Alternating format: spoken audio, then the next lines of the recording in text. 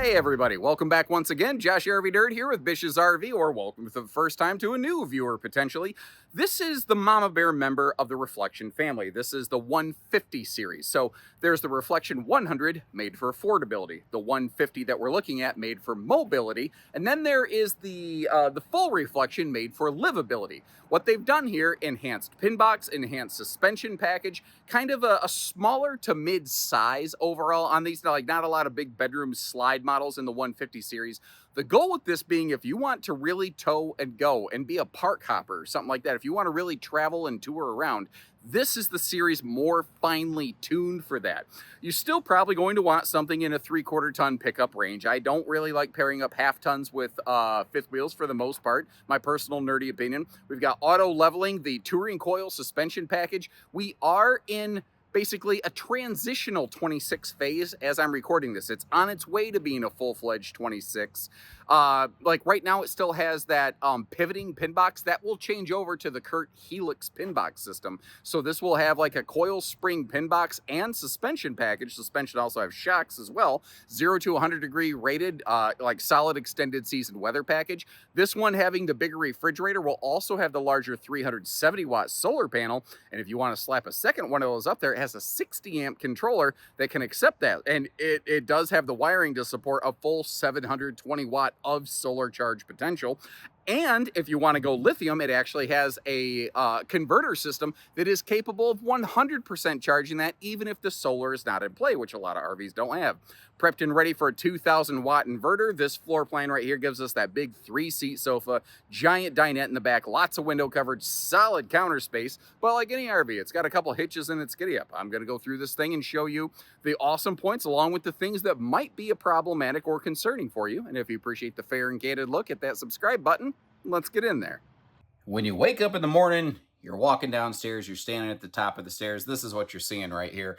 And it kind of draws attention to a few things. This is only a one slide RV, but it has a big open feel for a couple reasons. The color palette certainly helps. A lot of window coverage. The way the carpetless slide floor matches the main floor also really kind of always makes an RV look and feel a little bit bigger to me. But this RV is a little bit longer versus most of the other builders who make a version of this layout. That means it's a little heavier, a little more expensive. But you're pretty much going to need the exact same vehicle to tow it. It's not much heavier.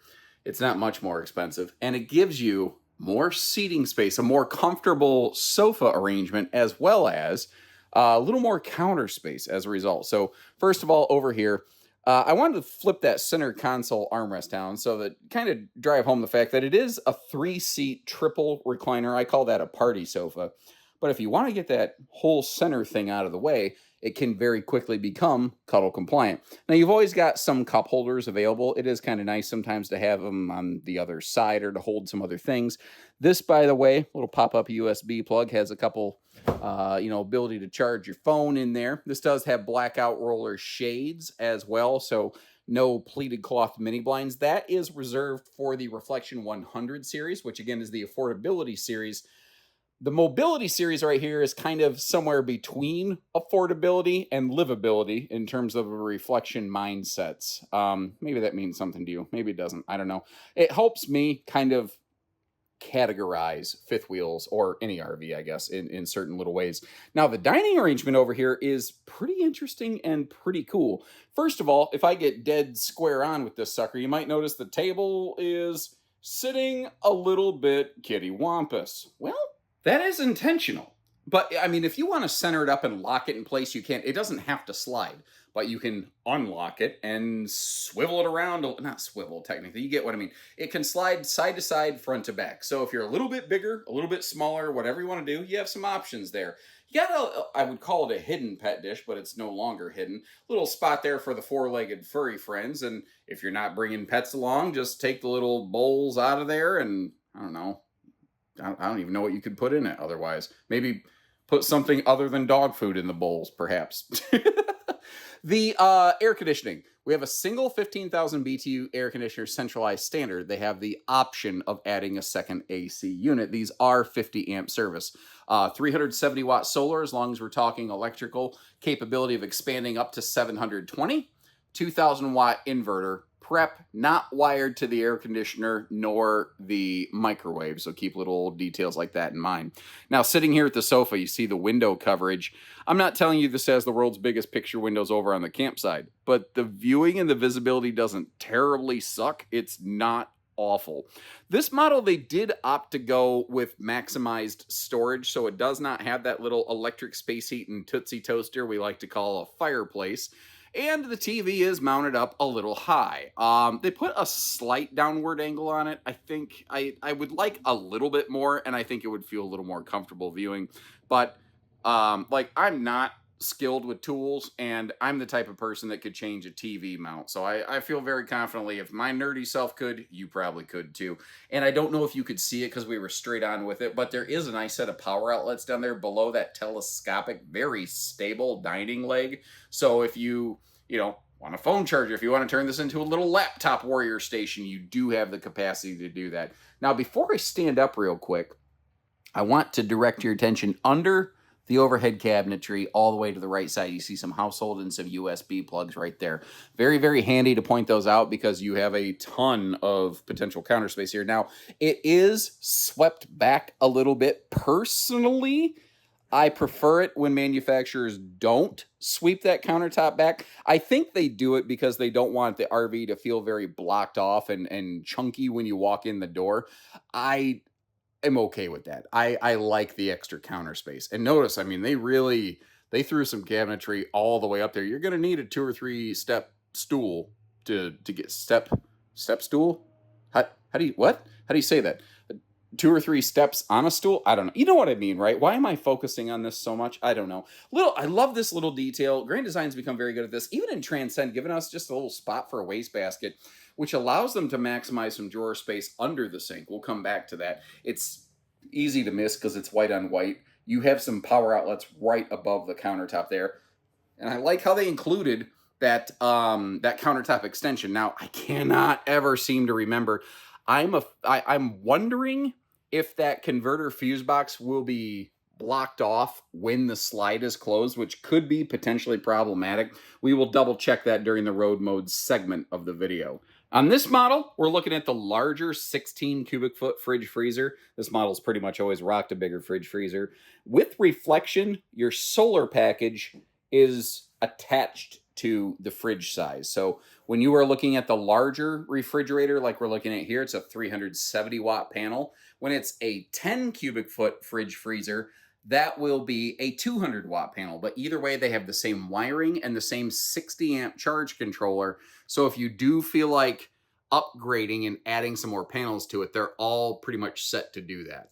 That is true. The solar and the charge controller and the expandability things I just talked about, that is true, by the way, all the way down to the Reflection 100 series. So kind of keep that in mind. Because of the location of their control panel and wiring and whatnot, their stereo system, that's not really storage, but they give you just a spot to hang some keys. So it's not wasted. I appreciate that. I also appreciate the little human thoughts and consideration. Like, again, they went with maximized storage. We already talked about the wastebasket, but a dedicated silverware drawer.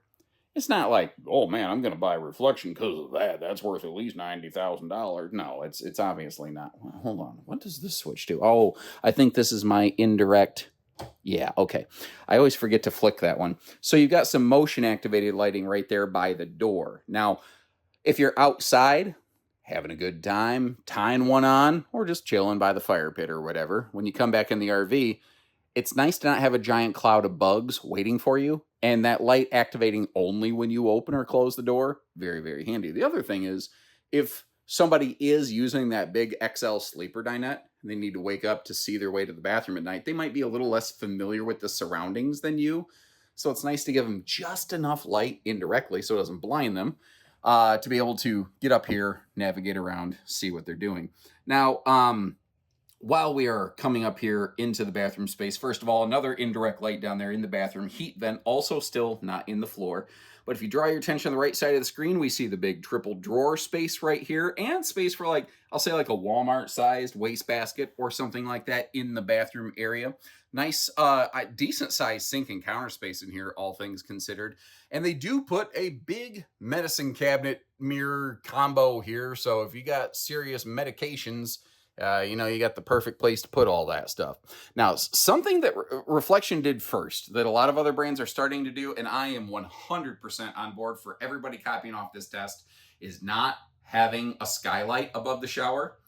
And because, like, if you're going to try to shower at night like I do, a skylight doesn't do me any good. There's no light. So having a light there is great. The other thing that not a skylight with a light does, it eliminates a massive hole and or seal point in the roof by not having a skylight. Now, as you notice here, they have the patented infinity wall where it just keeps going and going and going, which is apparently what happens when you put two mirrors facing across from one another. But that cabinet right there, essentially a second medicine cabinet, a little bit bigger, could be used for towels and whatnot. And it is a porcelain foot flush stool, and I found it fairly fluffy friendly. All in all, I like this bathroom.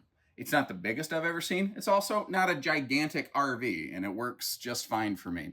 Now, I mentioned this, but I hadn't actually displayed it yet. These are nice blackout roller shades, so if the sun is cooking you, you can help blot that out, or if you just want a little extra privacy, you can do that too.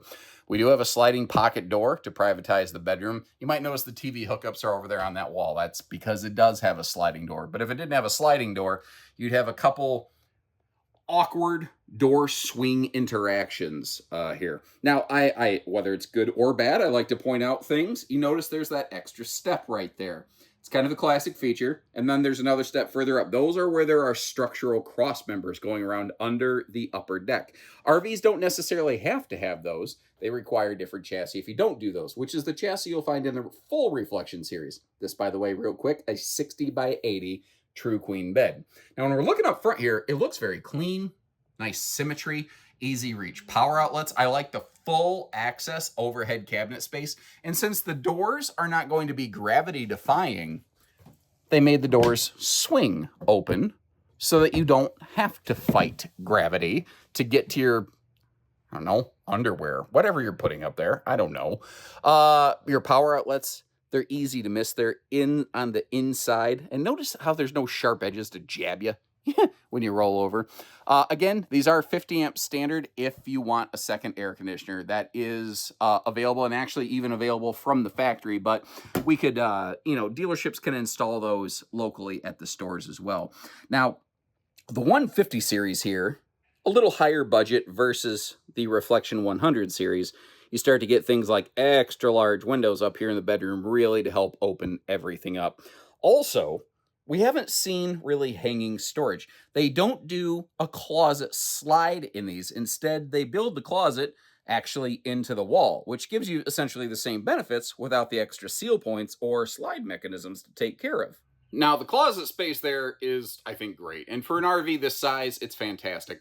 It gives you, if you want to run around for a couple weeks, the way that, I don't know, at least I tend to pack an RV, I could make that work. The thing is, with this layout, I like the hallway over on the driver's side because it feels very private in the upper deck, but it also means the road mode's a challenge. If you want to access the bed or the bathroom without touching the slide button, this is not the RV for you.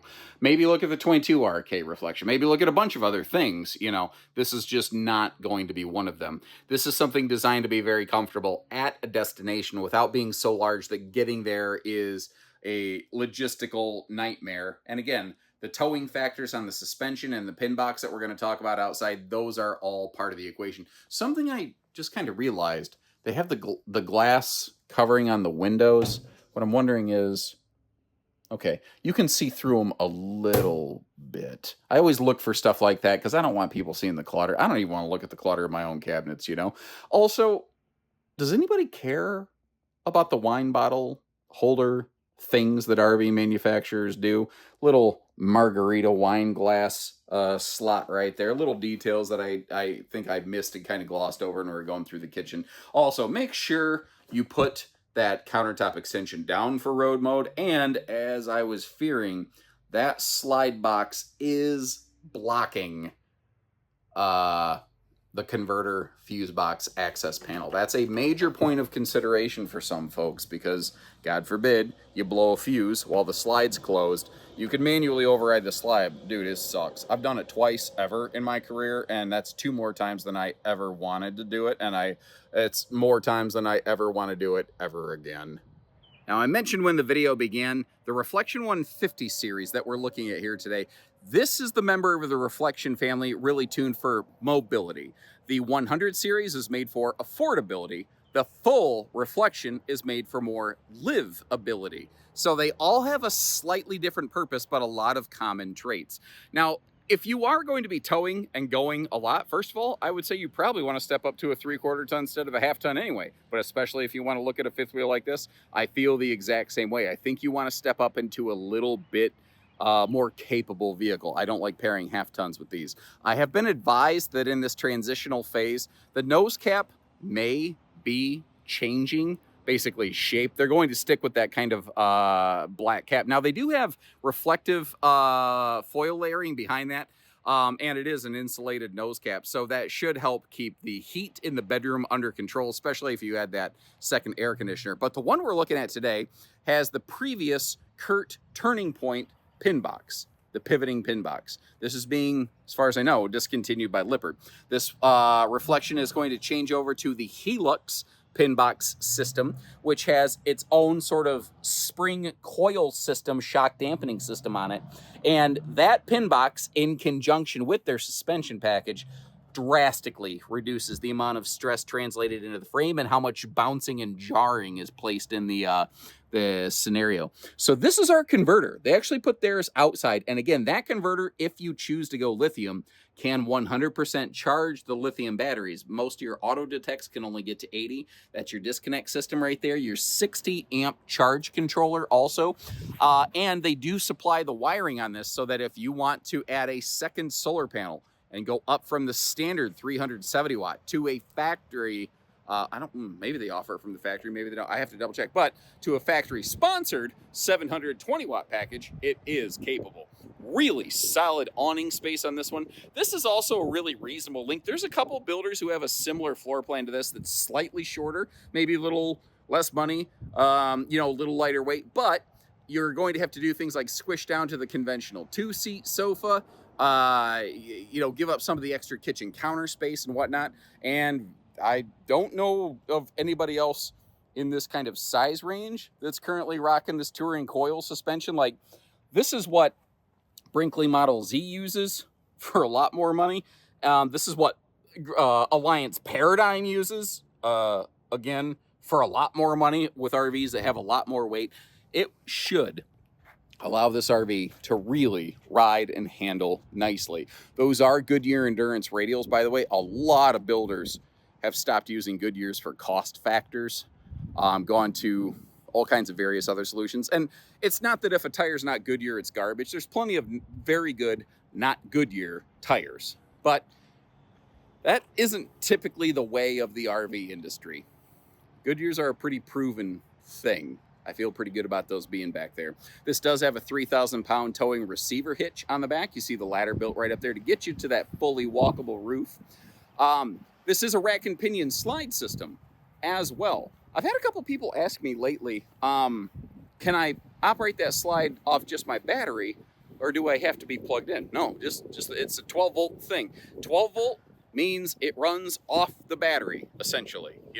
Now when you're plugged in, the RV converter system, if you don't have a battery, will be able to run that slide. But yeah, no, it's your awning, your slides, that kind of stuff. It just works off normal battery power. Enclosed docking center. This is a singular sewer outlet as well, which is a handy, more convenient thing, so you don't have to do the poop scoot boogie hooking up 2 different sewer hookups or anything like that. And overall, I personally am liking this new graphics package. It looks very sharp to me. And as always, double check the links in the video description if you want to see where we have one of these, and at least the MSRP. Typically, we're not able to actually publish our discounted sale price in the case of a Grand Design. We don't sell for MSRP. We're just not able to typically actually display our pricing on the internet. Sounds crazy. Ask around. It's a real thing. I don't like it any more than you do, but it's the rules that we have to live by. So I'll also leave you some links to some other builders who make a similar layout. Cougar has a good version. Eagle has a decent version, and they're not the only ones, certainly. And if you like this, but you're like, dang it, I got a half ton. There are some travel trailers with almost an identical layout that could work for you as well. So basically, whatever you're looking for, chances are we have it. And remember, we don't do hidden dealer fees. We just do everything else for you. Heck, we even winterize your RV for you at no cost every year. Buy new or used. That's stuff that Bish's RV does for you. So when you're ready, basically, we're ready. And we're not here just to get you to buy an RV. We're here to take care of you best we can long term. So take care, stay safe, have fun, and happy camping, everyone.